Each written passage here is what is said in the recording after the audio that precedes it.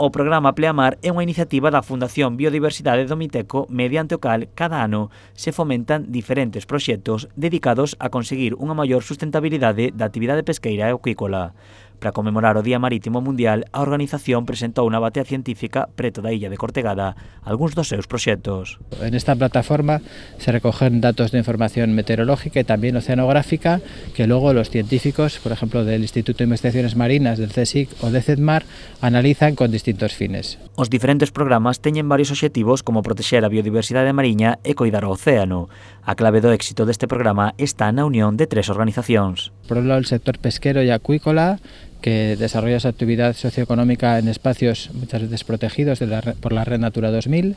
Por otro lado, la comunidad científica, que puede aportar soluciones a retos de carácter ambiental, social o económico que presenta el sector. Y en último término, las organizaciones ambientales, que también están jugando un papel cada vez más protagonista en la adaptación del sector pesquero a determinadas problemáticas o retos que presenta el sector. Na batea científica de Vilagarcía presentáronse os programas Silencios, que mide o ruido mariño, e Igentac, para o estudo e cuidado das especies protegidas. Donde hemos tenido fondeado un hidrófono que ha estado recogiendo todos los registros sonoros en este tiempo.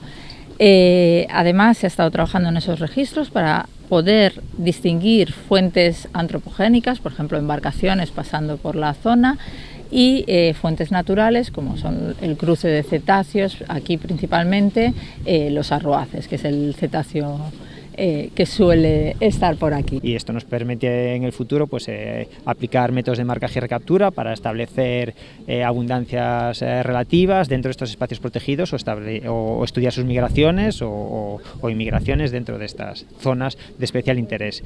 Trabajamos principalmente con especies vulnerables como pueden ser los elasmobranquios, tanto por su implicación en temas de conservación, también como su importancia relativa en el caso de la flota artesanal gallega. Tras a visita a Vilagarcía, a xornada continuou en Vigo coa presentación de tres proxectos máis. Estes estudos finalizarán a vindeira semana. Nas próximas datas, o programa Pleamar abrirá as convocatorias para os proxectos do 2022.